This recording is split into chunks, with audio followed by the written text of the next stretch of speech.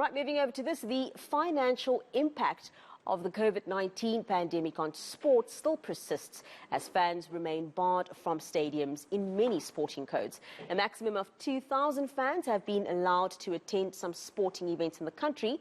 Now, various associations and clubs are exploring ways to maximize revenue without relying on gate takings. To speak more on this, we're joined by Lions Cricket CEO Jono Leaf-Wright. Jono, good morning. Thank you so much for your time. Morning, Nix, and morning to all the viewers this morning. It's good to see you. Quick one, before we speak about these various associations and clubs that are exploring new avenues of making money, let's just take it a few steps back. And can you just tell our viewers about the financial impact that COVID-19 has caused in sport, and also why having only 2,000 fans is just not viable? Yeah, Nix, 2,000 fans is just simply not viable. I mean, COVID hit in March 2020. We haven't sold a ticket. We haven't sold a drink or a hamburger inside the stadium since then. And we've really had to find new ways of generating revenue and new ways of monetizing the stadium and this beautiful asset that sits in the golden triangle of retail in Africa.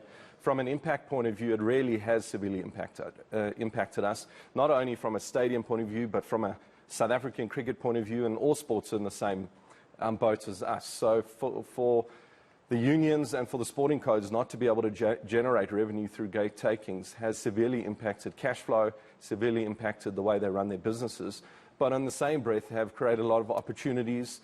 And if you think innovatively and think about new ways of doing things in the post-COVID era, there's some exciting things on the cards and some exciting things that sport hopefully will grab hold of and move forward with. Before we get to the exciting things, can you also just tell us about the ripple effect that the lack of cash flow also has on all of the vendors that are inside of the stadium? I think people don't really understand there's also all of these vendors who ordinarily on a match day in a packed stadium would also be making some money, and all of the other service providers that you use. Yeah, next, I've actually got really close to Dr. Palazzi, the new executive mayor of Johannesburg, and we were actually discussing the ripple effect of no fans within the stadium. And whilst that may impact us as a union, if you think about the 150 car guards that watch the cars of the fans, you think about the 300 security guards that are in the stadium on game day, the hundreds of waiters and barmen, etc., that operate all the stores and the suites, and it's a massive ripple effect. This is not just about ticket sales, but it's actually about the economy. And as I said to Dr. Palazzi, when we have full stadiums, when we have visiting teams and we have tourists come, it's our restaurants, it's our hotels. So the city of Johannesburg is just being impacted on such a big scale by having such limited number of fans. And unfortunately, 2,000 is just simply not viable. We got Pink Day happening on the 20th of March. And we're praying that the minister will open and the minister will allow more than 2,000 fans. I'm praying too, because Pink Day without the fans, it just doesn't work. Well, we had our 10th year last year. We had created this wow experience and this fan-centric day that was just going to be incredible, and we weren't allowed one person into the stadium. So hopefully our 11th edition on the 20th of March against Bangladesh, Proteas Bangladesh, will be a spectacle where we have fans in our stadium just enjoying live sport again. So I hope the powers that be are watching, because we are literally crying for spectators to be allowed, hopefully before we have Pink Day, which is coming up very soon, 20th of March? 20th of March. 20th of March, we would like to have more fans in the stadium. So now tell us about what the Wanderers is doing to turn things around. I mean, you guys have previously had your yoga day, which I absolutely love. What else are you doing? Yeah, Nix, and as I said, I think COVID's probably accelerated the need to do this, but I think all sporting codes can't become reliant just on the sport that they serve. The Imperial Wanderers Stadium was known as a cricket stadium. It's now known as a stadium that cricket's played in.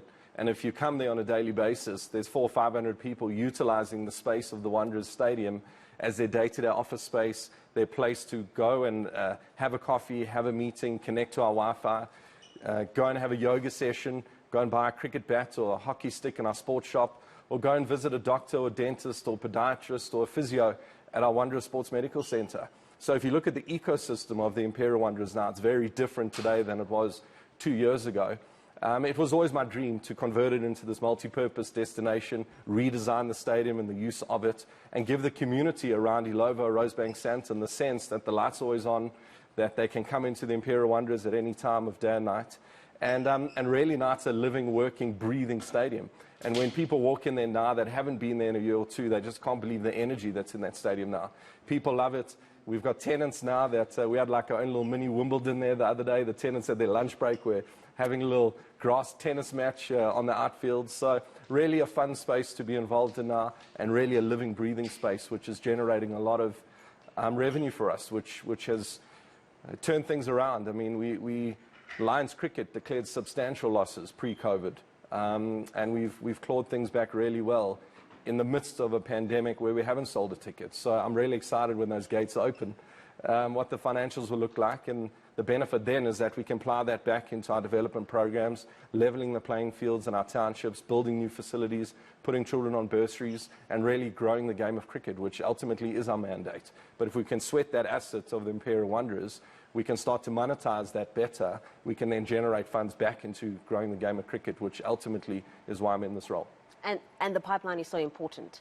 So I just want to go back to you speaking about the dentists. So I know, I mean, you obviously have your medical center, but that one is an obvious one. You have players who require that facility. So do you now have a dentist as well as other doctors? And I understand now you've got restaurants on a daily basis that people can actually walk into the Wanderers and use those types of facilities. I can go to the dentist at the Wanderers now. Absolutely. So if you phone the receptionist at the Wanderers Sports Medical Center, you can book a doctor, a podiatrist, a dentist, a physio, a biokineticist. Yes, our players do utilize it, and yes, we do have some of the country's top physicians in that space, but it's open to the public, and we've got people there that come in their wheelchairs to the rehab gym. We've got people that walk in there and have a dentist or a doctor's appointment, and that's the general public that are utilizing that space on a day-to-day basis.